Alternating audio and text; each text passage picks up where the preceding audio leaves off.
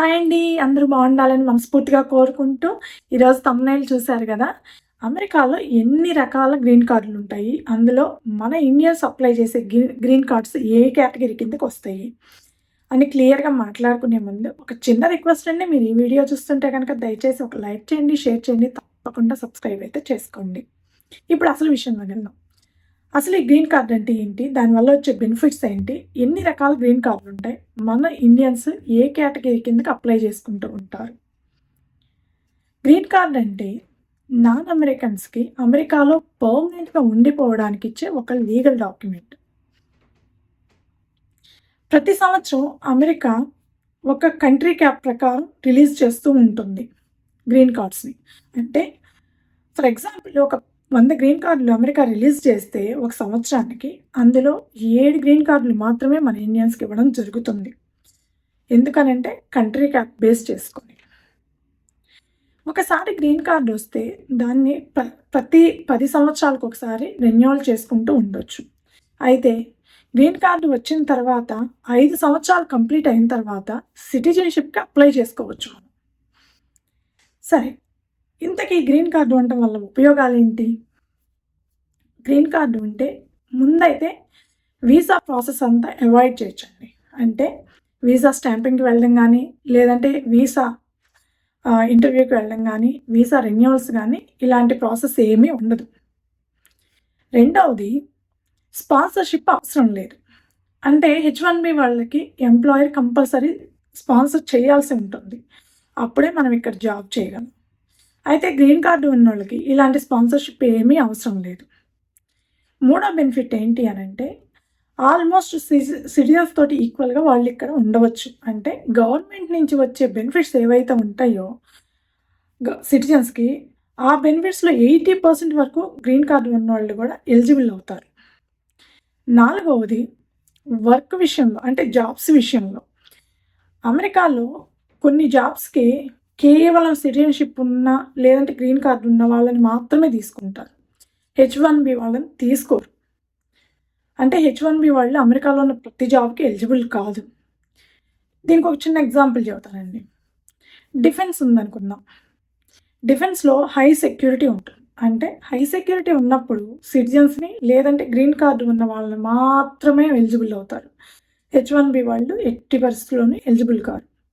అక్కడ కూడా సిటిజన్‌షిప్ ఉన్న వాళ్ళకి హై ప్రయారిటీ ఉంటుంది. గ్రీన్ కార్డు ఉన్న వాళ్ళకి తక్కువ ప్రయారిటీ ఉంటుంది. బట్ H-1B వాళ్ళకి అసలు 0 ప్రయారిటీ ఉంటుంది. దీనివల్ల ఉపయోగాలే కాదండి, కొన్ని నష్టాలు కూడా ఉంటాయి. ఏంటంటే నష్టం అంటే నష్టం కాదు. గ్రీన్ కార్డ్ క్యాన్సిల్ అయ్యే ఛాన్సెస్ కూడా ఎక్కువే ఉన్నాయి. అదేంటంటే మనం 6 మంత్స్ అవుట్ ఆఫ్ కంట్రీ అయితే అంటే 6 నెలలకు మించి అమెరికాకి రాకుండా ఉంటే గనక మన గ్రీన్ కార్డ్ క్యాన్సిల్ అయ్యే ఛాన్స్ ఉంది. ఇంకొకటి మనం పొరపాటుగా కానీ లేకపోతే ఇంటెన్షనల్‌గా కానీ ఏ విధంగానైనా ఏదైనా క్రైమ్‌లో మనం ఇన్వాల్వ్ అయ్యి ఉంటే గనక దాని ద్వారా కూడా మన గ్రీన్ కార్డ్ క్యాన్సిల్ అయ్యే ఛాన్సెస్ ఉన్నాయి. ఇప్పుడు అసలు విషయం, ఎన్ని రకాల గ్రీన్ కార్డులు ఉన్నాయి అమెరికాలో? ఏ విధంగా ఉంటాయి? మన ఇండియన్స్ ఎక్కువగా ఎలిజిబుల్ అయ్యి అప్లై చేసే గ్రీన్ కార్డ్స్ ఏ కేటగిరీ కిందకి వస్తాయి అని అంటే అమెరికాలో 5 రకాల గ్రీన్ కార్డులు ఇవ్వడం జరుగుతుందండి. అందులో మొదటిది ఎంప్లాయ్మెంట్ బేస్డ్ గ్రీన్ కార్డ్. అంటే ఎంప్లాయర్ స్పాన్సర్ చేసే గ్రీన్ కార్డ్ అనమాట. ఇందులో మళ్ళీ EB-1, EB-2, EB-3, EB-4, EB-5 ఇన్ని రకాలు ఉన్నాయి. EB-1 అంటే హైలీ స్కిల్డ్ ప్రొఫెషనల్. అంటే మనకి కంపెనీలో ఒక CEO level, CFO level, director level ఉండేవాళ్ళు కానీ, లేదంటే డాక్టర్స్, సైంటిస్టులు కానీ, లేదంటే ఆస్కార్ అవార్డ్స్ వచ్చిన వాళ్ళు, లేదంటే నోబెల్ ప్రైజెస్ పొందిన వాళ్ళు కానీ, లేదంటే మనకి ఒలింపిక్స్ జరుగుతాయి కదండి, ఈ ఒలింపిక్స్‌లో మెడల్స్ పొందిన వాళ్ళు, ఇలాంటి వాళ్ళు అప్లై చేసుకుంటారనమాట.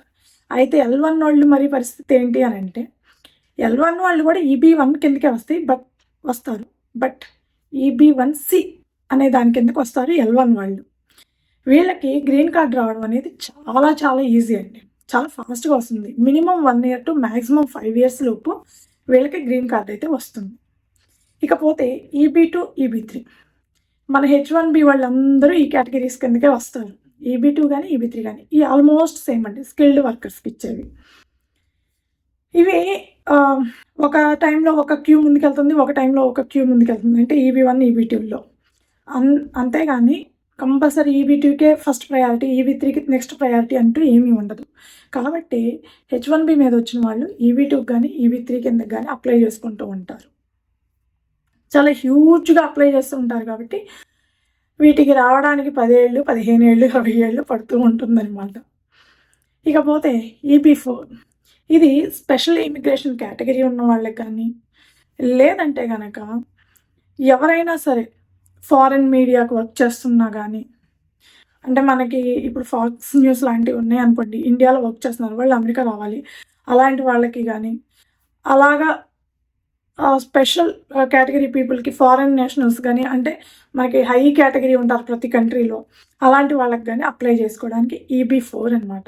రిలీజియస్ అంటే మత గురువులకు కానీ ఇలాంటి వాళ్ళందరికీ ఇస్తుంటారు EB4. EB5 అంటే ఇన్వెస్టర్ వీసా. అంటే అమెరికాలో ఇన్వెస్ట్ చేసి ఒక 10 మంది అమెరికన్ వర్కర్స్కి మనం జాబులు కల్పిస్తున్నట్టుగా చూపించాలి. అలా చూపిస్తే కనుక మనకి EB5 కింద గ్రీన్ కార్డ్ రావడం జరుగుతుంది.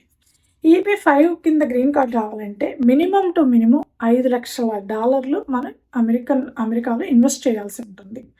అంటే మన కరెన్సీలోకి వచ్చేటప్పటికి 4 నుంచి 4.5 కోట్లు వేసుకోండి. అంతా ఇక్కడ ఇన్వెస్ట్ చేస్తే ఖచ్చితంగా గ్రీన్ కార్డ్ అయితే దొరుకుతుంది. EB1 కానీ EB4, 5 కానీ చాలా ఫాస్ట్గా వస్తాయి గ్రీన్ కార్డులు. ఎందుకంటే వాటికి అప్లై చేసే వాళ్ళ సంఖ్య చాలా అంటే చాలా తక్కువగా ఉంటుంది కాబట్టి చాలా ఫాస్ట్గా వస్తాయి. అంటే మినిమం 1 year టు మ్యాక్సిమం 5 yearsలో వచ్చేస్తుంది అనమాట. EB2, EB3కి మాత్రం చాలా హ్యూజ్గా ఉంటుంది కాబట్టి క్యూ చాలా టైం పడుతుంది. సో ఇది employment based green cards. Second category family based green cards.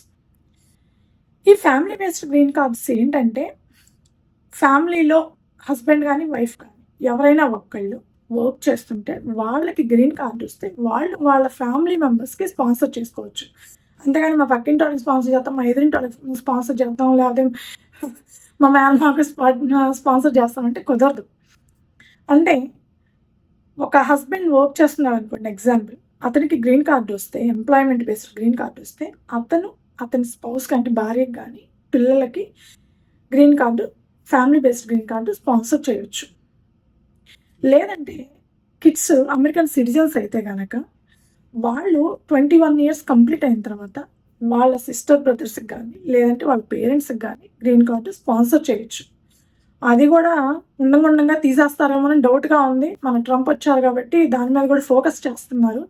అది ఎంతవరకు కంటిన్యూ అవుతుందని చెప్పలేము. ప్రస్తుతానికైతే ఇది family based green card category. ఇకపోతే థర్డ్ది diversity visa programme green card అని ఒకటి ఉందండి. ఇది ఏంటంటే ఎవ్రీ ఇయర్ 50,000 వీసాలని లక్కీ డ్రా ద్వారా పిక్ చేసి గ్రీన్ కార్డులు ఇష్యూ చేయడం జరుగుతుంది. ఇది ఏ కంట్రీలో ఉన్న వాళ్ళు ఆ కంట్రీలో ఉండి అప్లై చేసుకోవచ్చు అనమాట. అయితే ఎలాంటి కంట్రీసు, ఏ కంట్రీసు ఈ డైవర్సిటీ వీసా ప్రోగ్రామ్కి ఎలిజిబుల్ అంటే లోయెస్ట్ ఇమిగ్రేషన్ ఉండే కంట్రీస్. అంటే అమెరికాకి ఇమిగ్రెంట్స్గా వచ్చే వాళ్ళు చాలా చాలా చాలా తక్కువ ఉంటారనమాట. అలాంటి కంట్రీస్ ఈ ప్రోగ్రామ్కి ఎలిజిబుల్ అనమాట. అంటే ఎగ్జాంపుల్ చెప్పాలంటే మనకి పక్కనున్న మన నైబర్ కంట్రీస్ శ్రీలంక కానీ నేపాల్ కానీ అలాంటి కంట్రీస్కి ఈ ప్రోగ్రాంలో ఎలిజిబుల్. వాళ్ళు ఆ కంట్రీలోనే ఉండి ఈ జీసీకి అప్లై చేసుకోవచ్చు. ఆ కంట్రీలో US ఎంబసీకి వెళ్ళి వాళ్ళు కలెక్ట్ చేసుకోవచ్చు జీసీని. ఆ తర్వాత అమెరికాకి రావచ్చు అనమాట. ఇది ప్రతి సంవత్సరం 50,000 గ్రీన్ కార్డులు ఇష్యూ చేస్తారు ఈ లక్కీ డ్రా ద్వారా పిక్ చేసి. ఇది థర్డ్ కేటగిరీ. దీనికి మనం ఎలిజిబుల్ కాదండి. మన ఇండియన్స్ అస్సలు సమస్య లేదు, ఎలిజిబుల్లే కాదు. ఎందుకంటే మన వాళ్ళు ఆటోమేటిక్ ఇక్కడికే వస్తూ ఉంటారు కాబట్టి కోకొల్లలుగా. ఇకపోతే ఫోర్త్ కేటగిరీ, ఇది స్పెషల్ ఇమిగ్రేషన్ కేటగిరీ. ఈ స్పెషల్ ఇమిగ్రేషన్ అంటే ఏంటంటే హ్యుమానిటేరియన్ గ్రౌండ్స్ కింద ఇస్తారు. అంటే దయతో జాలితో ఇచ్చే గ్రీన్ కార్డ్స్ అనమాట.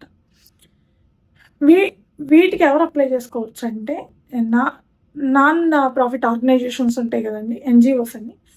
అలాంటి వాళ్ళు సంవత్సరాల తరబడి ఆ ఆర్గనైజేషన్స్లో ఎంతోమందికి సేవ చేస్తూ ఎంతోమందికి హెల్ప్ చేస్తూ ఉంటారు. అలాంటి వాళ్ళు కానీ, లేదంటే ఎక్కడైనా యుద్ధాలు జరిగినప్పుడు అమెరికన్ ఆర్మీ వెళ్ళి వాళ్ళకి హెల్ప్ చేస్తుంటారు కదా, ఆ కంట్రీలో ఉండేవాళ్ళు లైక్ ఇంటర్ప్రిటర్స్గా వర్క్ చేస్తుంటారు ఆర్మీ కోసం. అలాంటి వాళ్ళు కానీ, లేదంటే హ్యూమన్ ట్రాఫికింగ్లో ఇరుక్కుపోయి చాలా ఇబ్బందులు పడి చాలా ప్రాబ్లమ్స్ ఫేస్ చేస్తూ ఉంటారు. అలాంటి వాళ్ళు కానీ, ఇలాంటి వాళ్ళకి స్పెషల్ కేటగిరీ కింద స్పెషల్ ఇమిగ్రేషన్ గ్రీన్ కార్డ్స్ అని ఇవ్వడం జరుగుతుంది. ఇకపోతే last and final 5th type of green cards ఏంటి అని అంటే రెఫ్యూజీ అసైలమ్ అని చెప్పి ఒక గ్రీన్ కార్డ్ ప్రాసెస్ ఉంది. ఇదేమిటంటే, మా కంట్రీలో యుద్ధాలు జరుగుతున్నాయి బాబు, మా కంట్రీలో మేము బతకలేకపోతున్నాం, దయచేసి మీ కంట్రీలో బతకడానికి మాకు ఒక ఛాన్స్ ఇవ్వండి అని. మనం ఇది వినే ఉంటాం, మెక్సికో బోర్డర్ దాటి చాలామంది రెఫ్యూజీస్ వస్తున్నారు అది ఇదని. సేమ్ వాళ్ళ కోసం రెఫ్యూజీ క్యాంప్స్ అనేవి పెట్టడం జరిగింది ఆ బోర్డర్ ప్లేసెస్లోనే. అక్కడ రిజిస్టర్ అవ్వాలి. రిజిస్టర్ అయితే కనుక వాళ్ళకి ఒక నెంబర్ ఇస్తారు. ఎప్పుడో నెలకో 2 నెలలకో 10 నెలలకో సంవత్సరానికో ఎప్పుడో గ్రీన్ కార్డులు ఇవ్వడం జరుగుతుంది. ఎట్లా అంటే అది గవర్నమెంట్ మీద డిపెండ్ అయి ఉంటుంది. గవర్నమెంట్ డెసిషన్ తీసుకోవాలి వాళ్ళకి ఇవ్వాలా వద్దా అనేది. వాళ్ళకి ఇవ్వాలని డిసైడ్ అయితే గవర్నమెంట్ కొంతమందికి అందరికీ ఒకేసారి మూకుమ్మడిగా ఇచ్చేసేదండి. కొంతమందికి రిఫ్యూజీ క్యాంప్లో ఉన్న ఫస్ట్ ఇన్ ఫస్ట్ అవుట్ లాగా ఫస్ట్ వచ్చిన వాళ్ళకి కొంతమందికి ఇష్యూ చేయడము, ఆ తర్వాత బ్యాచ్లుగా ఇష్యూ చేస్తూ ఉంటారు ఎవ్రీ ఇయర్. అది కూడా లిమిటెడ్ పీపుల్కి. ఇది 5వ కేటగిరీ అనమాట. ఇలా 5 కేటగిరీల్లో గ్రీన్ కార్డులు ఇవ్వడం జరుగుతుందన్నమాట. ఈ 5 కేటగిరీల్లో మన వాళ్ళు అంటే ఇండియన్స్ ఎక్కువగా ఎలిజిబుల్ అయ్యి ఎక్కువగా అప్లై చేసేది ఎంప్లాయ్మెంట్ బేస్డ్ గ్రీన్ కార్డు ఒకటి, రెండవది ఫ్యామిలీ బేస్డ్ గ్రీన్ కార్డ్. ఈ రెండిటికి మాత్రమే మన వాళ్ళు అప్లై చేసుకుంటుంటారు, మన వాళ్ళు ఎలిజిబుల్ కూడా. గ్రీన్ కార్డు వస్తే ఏమైనా చేయొచ్చు అమెరికాలో అంటే కుదరదండి. అమెరికాలో ఉన్నప్పుడు మీరు ఇమిగ్రేషన్ రూల్స్ ఏవైనా అతిక్రమించినా, ఏదైనా క్రైమ్లో మీరు భాగమైనా మీ గ్రీన్ కార్డ్ అనేది ఇమ్మీడియట్గా క్యాన్సిల్ చేయడం జరుగుతుంది. ఒకవేళ మీరు 6 నెలలు అమెరికాలో లేకపోయినా మీ గ్రీన్ కార్డు క్యాన్సిల్ చేయడం అయితే జరుగుతుందన్నమాట. గ్రీన్ కార్డు ఉన్న వాళ్ళకి సిటిజన్షిప్ ఉన్న వాళ్ళకి డిఫరెన్సెస్ ఏంటంటే, సిటిజన్షిప్ ఉన్న వాళ్ళు ఎలక్షన్స్లో పోటీ చేయొచ్చు, ఓటు హక్కు వినియోగించుకోవచ్చు. కానీ గ్రీన్ కార్డు ఉన్న వాళ్ళకి ఎలక్షన్స్లో పోటీ చేయలేరు, వాళ్ళు ఓటు హక్కును వినియోగించుకోలేరు. కానీ గవర్నమెంట్ నుంచి వచ్చే బెనిఫిట్స్ ఏవైతే ఉన్నాయో అవి సిటిజన్స్కి 100% ఎలిజిబుల్ అయితే ఒక 80% వరకు గ్రీన్ కార్డులు ఉన్న వాళ్ళు ఎలిజిబుల్. ఇలా ఆల్మోస్ట్ సేమ్ లెవెల్లో సిటిజన్స్ తోటి ఈక్వల్గా బెనిఫిట్స్ అయితే గవర్నమెంట్ నుంచి పొందుతుంటారు గ్రీన్ కార్డు ఉన్న వాళ్ళు. గ్రీన్ కార్డు ఉండటం వల్ల ఇదంటే ఉపయోగం. అయితే చాలామంది గ్రీన్ కార్డు వచ్చినాక 5 years కంప్లీట్ అవ్వడంలోనే మ్యాక్సిమం సిటిజన్షిప్కి అప్లై చేసుకుంటూ ఉంటారు. ఎవరు ఆగి 10 సంవత్సరాలకు ఒకసారి రెన్యువల్ చేసుకునే వాళ్ళు చాలా తక్కువ మంది ఉంటారు. సో ఇదండి అమెరికాలో గ్రీన్ కార్డు ఎన్ని కేటగిరీస్లో ఇస్తారు, మన వాళ్ళు ఏ కేటగిరీ కిందకి ఎలిజిబుల్ అవుతారు అని అంటే. సో ఈ వీడియో మీకు నచ్చుంటే కనుక ఒక లైక్ చేయండి, షేర్ చేయండి, తప్పకుండా సబ్స్క్రైబ్ అయితే చేసుకోండి. Thank you.